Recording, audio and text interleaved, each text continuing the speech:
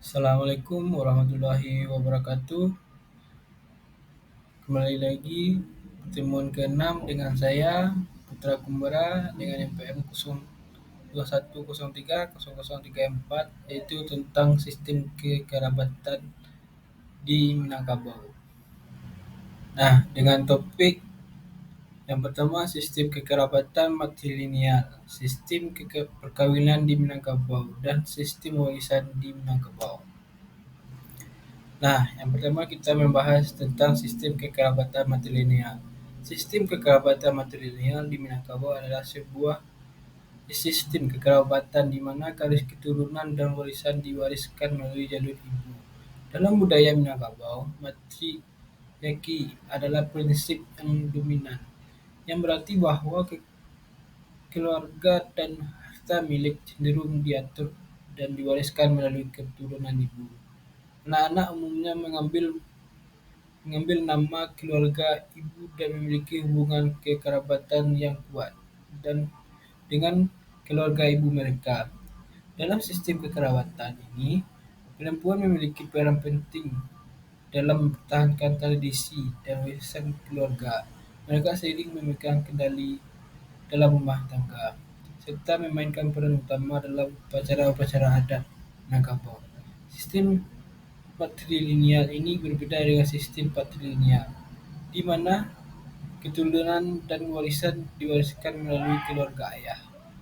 Meskipun sistem kekerabatan matrilineal adalah ciri khas Minangkabau, perlu diingat bahwa budaya ini dapat memiliki variasi di berbagai wilayah dan kekeluargaan.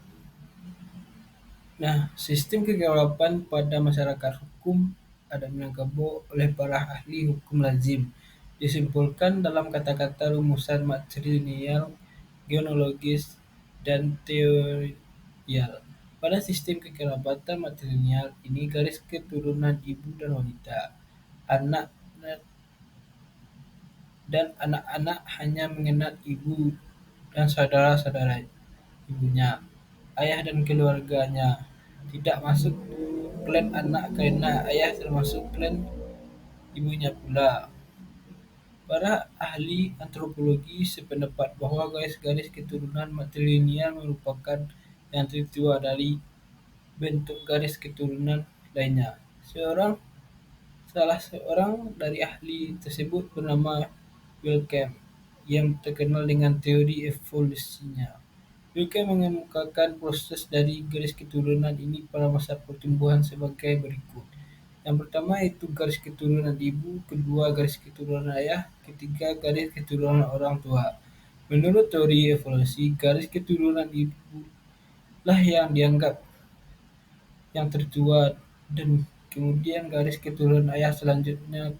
Si anak tidak hanya mengenal garis keturunan ibunya, tapi juga garis keturunan ayahnya. Alasan yang digunakan oleh penganut teori evolusi ini memiliki keberatan terhadap evolusi kehidupan manusia. Banyak ahli barat menulis tentang Minangkabau yang ada kaitannya dengan sistem kekerabatan Minangkabau. Salah seorang dari para ahli tersebut bernama Bronisław Molesky yang mengupakan sebagai berikut. Yang pertama itu keturunan dihitung menurut garis ibu. Yang kedua, suku dibentuk garis-garis ibu. Yang ketiga, pembalasan dendam dan merupakan tata kewajiban bagi seluruh suku. Yang keempat itu kekuasaan di dalam suku. Menurut teori terletak dianggap ibu tetapi jarang dipergunakan. Yang kelima yaitu tiap-tiap orang diharuskan kawin dengan orang luar suku. Yang keenam yaitu yang sebenarnya berkuasa adalah saudara laki-lakinya. Yang ketujuh, perkawinan bersifat matrilikal, yang itu suami mengunjungi rumah istri. Apa yang dikemukakan di atas tidak ditemukan sekarang adalah pembalasan dendam yang merupakan tata kewajiban seluruh suku.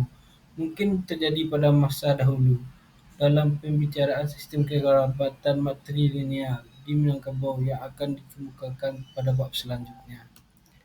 Nah, selanjutnya garis kekerabatan dan kelompok-kelompok masyarakat.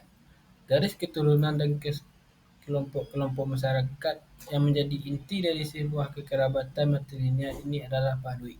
Setelah masuk Islam di Minangkabau, disebut kaum. Setelah sosial lainnya merupakan pecahan dari Baduy, yaitu Jurai.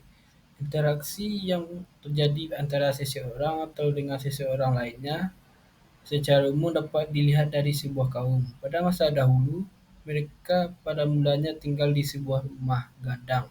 Bahkan pada masa dahulu didirikan berpuluh-puluh orang. Ikatan batin sesama anggota kaum besar sekali dan hari ini bukan didasarkan atas pertalian darah saja, tetapi juga di luar faktor tersebut ikut mendukungnya. Secara garis-garis besar faktor yang mengikat kaum ini yaitu orang sekaum seketurunan, orang yang sekaum sehina semalu, orang yang sekaum sepadan sekuburan,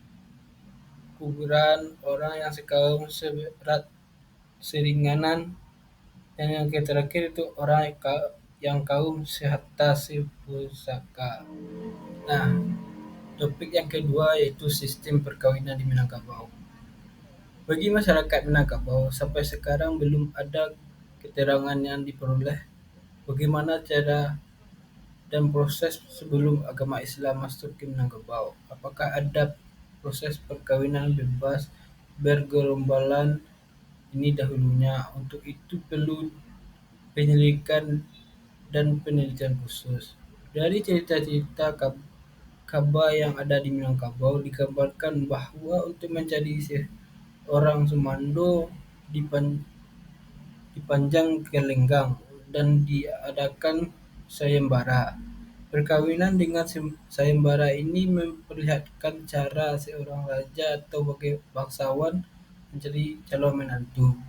Hal ini tidak sesuai dengan struktur masyarakat Minangkabau yang tidak mengenal adat, dan kemungkinan cerita dalam kabar ini merupakan pengaruh dari luar Minangkabau. Beberapa yang perlu dikemukakan yang berkaitan dengan perkawinan ini adalah sebagai berikut. Yang pertama yaitu inisiatif datang dari pihak keluarga perempuan, yang artinya mama dengan ayah kemenakannya melakukan pendekatan terlebih dahulu. Setelah itu baru dibawa kepada anggota kaum yang pantas untuk berunding atau bermusyawarah bersama-sama.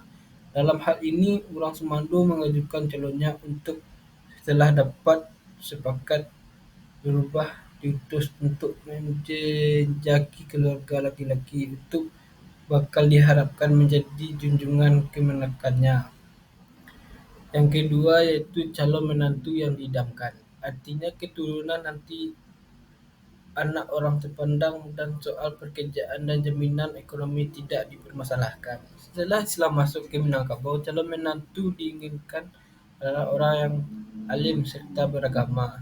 Kesemuanya itu tidak lain untuk menambah martabat bagi seorang dan anggota kaum pada umumnya. Yang ketiga itu calon menantu cenderung dicari hubungan keluarga terdekat. Nah, artinya menurut ciri khas juga pada masa dahulu, calon suami dan istri mencari hubungan keluarga terdekat, seperti pulang ke bako atau pulang ke rumah anak mama. Hal ini lain tidak agar hubungan keluarga itu jangan sampai putus dan berkesinambungan pada generasi selanjutnya.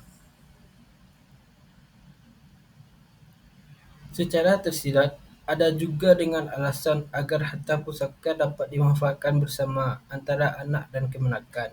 Hubungan perkawinan keluarga terdekat ini dalam adat dikatakan juga kuah tertumpahkan nasi, sirih pulang ke ganggangnya.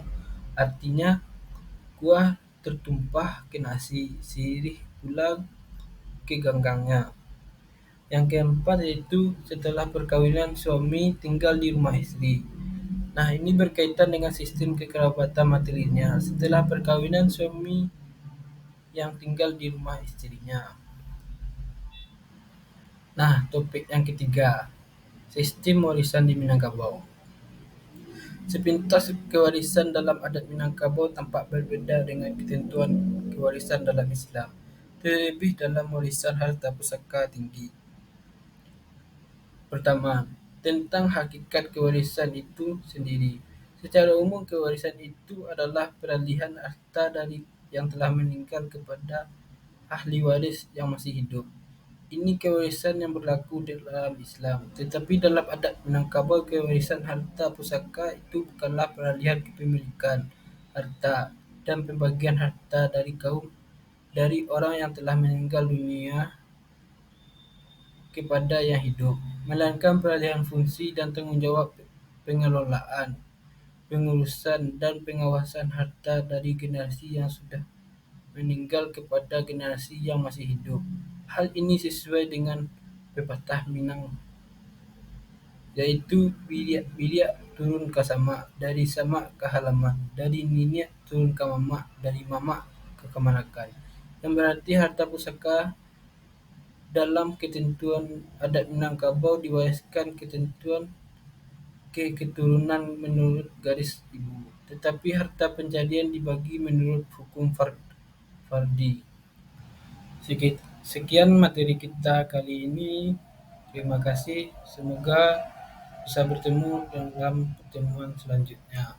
Assalamualaikum warahmatullahi wabarakatuh.